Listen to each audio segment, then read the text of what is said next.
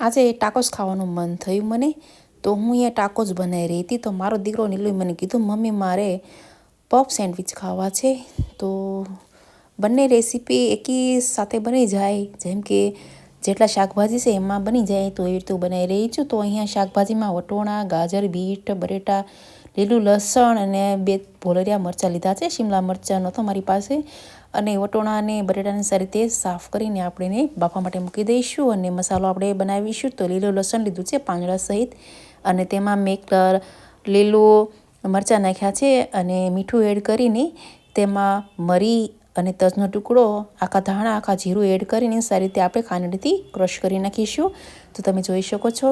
તો અહીંયા મસાલામાં તમે બીજું કંઈક પણ એડ કરવા માંગતા હો, ફુદીનો અને જે પણ, તે પણ તમે અહીંયા સાથે જ તમે મિક્સીમાં ખાંડણીમાં ખાંડી નાખવાનું. તો હવે પફ સેન્ડવિચ અને ટાકો જ બને, તો તેના માટે મેં અહીંયા રોટલીનો લોટ, એટલે કે 1 કપ મેં ઘઉંનો લોટ ને 1.5 કપ જેટલો મેંદો લીધો છે.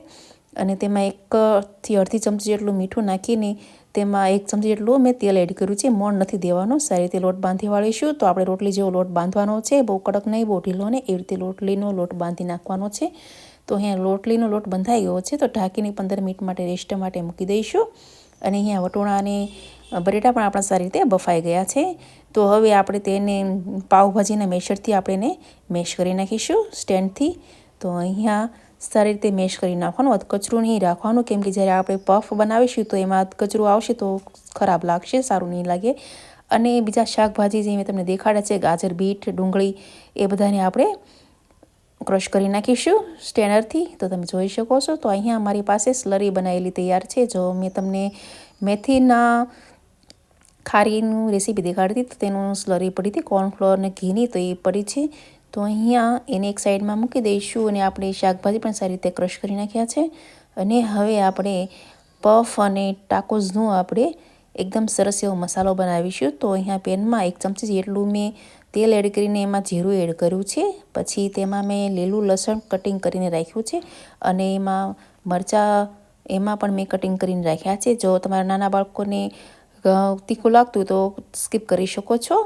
તો અહીંયા મરચાં થોડાક મોળા છે, ભોલરિયા મરચાં મોળા હોય છે. તો તેને સારી રીતે મિક્સ કરી નાખીશું. આદુ લસણની પેસ્ટ મેં ખાંડીને રાખી હતી એડ કરી દઈશું.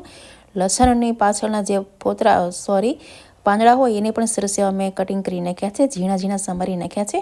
અને અહીંયા ડુંગળીને પણ સારી રીતે આપણે ક્રશ કરી નાખી હતી, તો ડુંગળી એડ કરી દઈશું.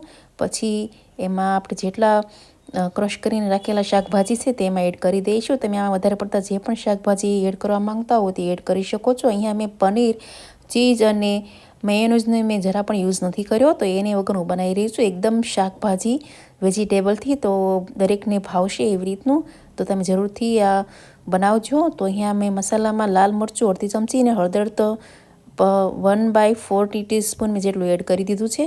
અને જેટલો આપણે મસાલો મેશ કરીને રાખ્યો છે બટેટા અને વટોણા, તે પણ એની સાથે મિક્સ કરી નાખીશું. ઉપરથી મેં ચીલી ફ્લેક્સ એડ કરી દીધું છે, તો એ પણ આપણે એડ કરીને સરસ રીતે મિક્સ કરી નાખીશું. તો અહીંયા આપણો ટાકોઝ અને પફ સેન્ડવિચનો એકદમ સરસ એવો મસાલો બનીને તૈયાર થઈ ગયો છે. ઉપરથી મીઠું એડ કરીને લીલા ધાણા નાખીને સરસ રીતે આપણો મસાલો અહીંયા તૈયાર થઈ ગયો છે. તો તમે જોઈ શકો છો. તો મસાલાને આપણે મિક્સરને આપણે ઠંડુ થવા માટે મૂકી દઈશું. તો આ ટાકોઝ અને પફ સેન્ડવિચ, અને તમે જો સમોસા બનાવવા માંગતા હોય તો તે પણ બની જશે. તો એવો સરસ એવો મસાલો બનીને તૈયાર થઈ ગયો છે, તમે જોઈ શકો છો ફ્રેન્ડ્સ. તો અહીંયા આપણો લોટ પણ સરસ એવો બંધાઈ ગયો છે. તો તેને સારી રીતે મિક્સ કરી નાખીશું અને નાના નાના લુવા બનાવી નાખીશું. તો નાના લુવા એટલે કે આપણે નાની નાની રોટલી બનાવીશું. તો પહેલાં હું અહીંયા પફ બનાવી રહી છું. તો પફ બનાવવા માટે મેં અહીંયા રોટલીને આપણે વણી નાખીશું, સરસ રીતે પાતળી રોટલી વણીશું. તો અહીંયા તમે જોઈ શકો છો, નાની નાની રોટલી કરવાની. તો એકદમ સરસ એ રોટલી કર્યા પછી ઉપરથી આપણે અહીંયા સ્લરી લગાવીશું. પહેલાં તો મેં 3 રોટલી એકી સાથે બનાવી નાખી છે. તો ઉપરથી મેં કોર્નફ્લોરની સ્લરી એડ કરી દીધી છે. ઉપરથી આપણે કોરો મેંદો ઉપરથી છાંટશું, એટલે એકદમ સરસ એવા પડ બનશે. જે મેં તમને ખારીમાં જેવી રીતે દેખાડ્યું છે એવી રીતે આ પડ બનશે. પફ સેન્ડવિચ જે બજારમાં મળે છે એવી જ બનશે, પણ મેં આ પફ સેન્ડવિચ થોડીક નાની બનાવી છે, જેટલી મોટી બને છે એટલી મેં બનાવી નથી. તો તમને જેવી રીતે સારી લાગતી એવી રીતે તમે બનાવી શકો છો. તો અહીંયા આપણે એક પછી એક રોટલીમાં સ્લરીને કોરો મેંદો સ્પ્રેડ કરતા જઈશું, ને એક પછી એક રોટલી ઉપર મૂકીને સરસ રીતે એકની મોટી રોટલી વણી નાખીશું. અને પછી તેને વચ્ચેથી કટિંગ કરી નાખીશું. તો અહીંયા ચરીની મદદથી મેં વચ્ચેથી એને કટિંગ કરી છે અને સાઈડનો ભાગ પણ કાઢી નાખીશું.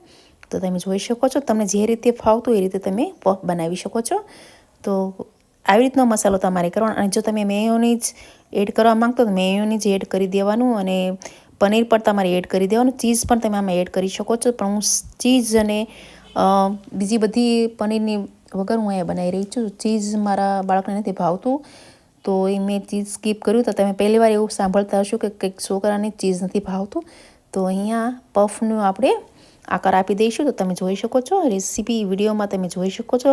તો જરૂર નથી તમે પફ જેવો તો આકાર આવે, તમને જે રીતે અનુકૂળ લાગતું એ રીતે તમે કરી શકો છો. તો મેં અહીંયા મને જેવું સારું લાગતું હતું એટલે મેં ઝટપટ બનાવી નાખ્યું છે. તો કે મારા નીલને વધારે પડતી ભૂખ લાગી હતી અને એની ઈચ્છા થઈ ગઈ હતી પફ ખાવાની, તો મેં એને ઝટપટ પફ બનાવીને તૈયાર કરી દીધું છે. તો તમે જોઈ શકો છો, તમને જે રીતે અનુકૂળ જે રીતે સારું લાગતું એ રીતે તમે એને શેપ આપી શકો છો. તો અહીંયા પફ આપણા બનીને તૈયાર થઈ ગયા છે. તો એને પછી આપણે તળીશું. તો અગાઉ તો મેં થોડાક તળી નાખ્યા હતા, તો એમને ઝટપટ ભૂખ લાગી હતી એટલે ફટાફટ મેં તળીને દઈ દીધા હતા.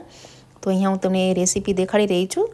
તો અહીંયા આપણા પફ એકદમ સરસ બનીને તૈયાર થઈ ગયા છે. લો ટુ મીડિયમમાં ગેસ પર કઢાઈમાં તેલ એડ કરીને મેં અહીંયા પફ પણ ફટાફટ તળીને એમને આપી દીધા. તો એને ચાલુ પણ કરીને કીધું ખાવાનું. તો હવે અહીંયા હું બનાવું છું ટાકોસ. તો અહીંયા મારી માટે હું ટાકોસ બનાવી રહી છું. તો ટાકોસ બનાવવા માટે મેં પહેલાં 3 થી 4 રોટલી સરસ રીતે બનાવી નાખી છે. તે પણ નાની નાની પાતળી બનાવી છે. તો પહેલાં અધકચરી આપણે તેને શેકી નાખીશું. તો તમે અહીંયા વિડીયોમાં જોઈ જ શકો છો કે અધકચરી પહેલાં આપણે એને શેકવાની છે, વધારે પડતી નથી શેકવાની. અને તમે મેંદો અને રોટલી ઘઉંનો લોટની બદલે તમે એકલો મેંદો પણ લઈ શકો છો, અથવા એકલો ઘઉંનો લોટ પણ તમે લઈ શકો છો. તમને જે અનુકૂળ આવે એ પ્રમાણે કરી શકો છો. તો અહીંયા આપણી રોટલી સરસ એવી શેકાઈ ગઈ છે. તો અધકચરી પહેલાં રોટલી તમારે શેકી નાખવાની. તો અહીંયા તમે જોઈ શકો છો. તો ટાકોસમાં પણ મેં બધા વેજીટેબલ યુઝ કર્યા છે, કેમ કે હું ટાકોસ મારા માટે બનાવતી હતી. તો અચાનક જ મારા છોકરાએ મને કીધું કે મમ્મી મારે પફ ખાવા છે, એટલે પછી મેં એમાં કંઈક પણ ઉમેર્યું નથી. અને એને ચીઝ જરા પણ પસંદ નથી, એટલે ચીઝ તો મેં એમાંથી સ્કીપ જ કરી નાખ્યું છે. અને જ્યારે તમે ટાકોસ બનાવો ત્યારે ઉપરથી એક સ્લરી લગાડવામાં આવે છે. તો એમાં મેયોનીઝ હોય છે, પણ મેયોનીઝની બદલે હું અહીંયા દહીં એડ કરી રહી છું, જેથી એકદમ હેલ્ધી બનશે. તો અહીંયા મારી પાસે ચટણી પડેલી છે. મેં પહેલાં અગાઉ તમને ચટણી દેખાડી હતી, જેમ કે એમાં મીઠા લીમડાના પાન, કોથમરી એવું બધું મેં એડ કરીને ચટણી બનાવી હતી. તો એ ચટણી મેં ફ્રીઝરમાં રાખી હતી. તો એકદમ સરસ એવી ચટણી છે. તો તે ચટણી આપણે રોટલીમાં સ્પ્રેડ કરી દઈશું. તો તમે જોઈ શકો છો, અહીંયા રોટલીમાં સ્પ્રેડ કર્યા પછી તવીમાં આપણે એને મૂકી દેવાની. તો તવીની ગેસની ફ્લેમ લો ટુ મીડિયમ રાખવાની. પછી ઉપરથી જે મસાલો આપણે કરીને રાખ્યો છે એ એમાં ફેલાઈ દઈશું. તો એને એક સાઈડમાં ફેલાઈ દઈશું અને ટાકોસનો શેપ દઈ દઈશું, જેમ કે રોટલીને આપણે ફોલ્ડ કરી દઈશું એટલે ટાકોસ આપણો બની ગયો. અને તમને જે મનપસંદ તમારે જે પણ કાચા શાકભાજી એડ કરવા હોય, જેમ કે ગાજરને સરસ રીતે પતલી ચિપ્સમાં કટિંગ કરી નાખવાના, કોબીઝને કરી નાખવાના, શિમલા મિર્ચને કરી નાખવાના, તે પણ કરી શકો છો. તમને મનગમતું તમે પનીર એડ કરી શકો છો. તમે સેવ, ઝીણી સેવ તે પણ એડ કરી શકો છો. તમને જે પણ પસંદ આવે એ પ્રમાણે તમે કરી શકો છો. તો મેં અહીંયા એકદમ સિમ્પલ ટાકોસ બનાવ્યા, કેમ કે અહીંયા આ જે સિમ્પલ ટાકોસ એકદમ હેલ્ધી રેસીપી છે. અને તમે લોટમાં પણ બંનેમાંથી એક સ્કીપ કરીને એક લોટ કરી શકો છો. મેં અહીંયા ઇક્વલ ક્વોન્ટિટી કરી છે, કેમ કે પફ બનાવવાના હતા. હું એકલી ઘઉંના લોટની જ ટાકોસ બનાવવાની હતી, પણ અહીંયા પફ બનાવવાની ફરમાઈશ આવી હતી મારી માટે. તો મેં એટલે બંને ઇક્વલ ક્વોન્ટિટી લીધી છે. તો અહીંયા રોટલી ફરીથી આપણે તવી પર મૂકીને ઉપરથી આપણે જે મસાલો સ્લરી આપણે તૈયાર કરી છે તે એમાં સ્પ્રેડ કરીને ઉપરથી આપણો મસાલો એમાં એડ કરી દઈશું. અને ફરીથી ફોલ્ડ કરીને એને પણ સરસ એવું તેલમાં અહીંયા મેં એને શેકી છે, કેમ કે મેં અહીંયા તેલ અડધી ચમચી જેટલું જ એડ કર્યું છે, વધારે પડતું નથી એડ કર્યું. અને તમે ધારો તો અહીંયા બટરનો પણ યુઝ કરી શકો છો, પણ મેં બટર એવું કાંઈ પણ નથી કર્યું. તો મેં જેટલું ઘરની વસ્તુ જેટલી મારી પાસે છે એનાથી જ મેં ટાકોસ અને પફ સેન્ડવિચ બનાવ્યા છે. જો તમને મારી રેસીપી સારી લાગતી હોય તો પ્લીઝ લાઇક અને સબસ્ક્રાઈબ કરવાનું ભૂલતા નહીં. આવા હેલ્ધી સેન્ડવિચ, પફ સેન્ડવિચના આવી હેલ્ધી ટાકોસ તો જરૂરથી ઘરે બનાવો. તો સાવ ઇઝી રેસીપી છે. તો પહેલાંથી જ તમે તમારી પાસે જેટલા શાકભાજી હોય એને સારી રીતે આપણે તમારે ક્રશ કરી નાખવાના સ્ટેનરથી, એટલે એકદમ સરસ એવા પહેલેથી તમે ક્રશ કરીને રાખશો એટલે તમને સહેલાઈ લાગશે. અને બટેટા અને વટોણાને બાફી નાખવાના, એટલે સરસ એવા ટાકોસ અને પફ સેન્ડવિચ બનીને તૈયાર થઈ ગયું છે. તો તમને રેસીપી સારી લાગે તો પ્લીઝ લાઇક અને સબસ્ક્રાઈબ કરવાનું ભૂલતા નહીં. અને કમેન્ટમાં જરૂરથી કહેજો તમને કેવું લાગ્યું. અને તમારા બાળકોને જ્યારે પણ મન થાય ત્યારે તમે પફ સેન્ડવિચ અને ટાકોસ બનાવીને જરૂરથી ખવડાવજો. તો અહીંયા તમે જોઈ શકો છો ટાકોસ બની ગઈને તૈયાર થઈ ગયા છે. હું તમને એક પફ સેન્ડવિચ તમને તોડીને દેખાડી એકદમ ક્રન્ચી જેવો તમને અવાજ આવશે એવો સરસ એવો બન્યો છે. તો તમે જોઈ શકો છો હાથમાંની તમે તોડતાની સાથે એકદમ ભૂકો બોલી જાય. સારી લાગે તો રેસીપી લાઇક અને સબસ્ક્રાઈબ કરવાનું ભૂલતા નહીં. આવજો ફ્રેન્ડ્સ, બાય બાય.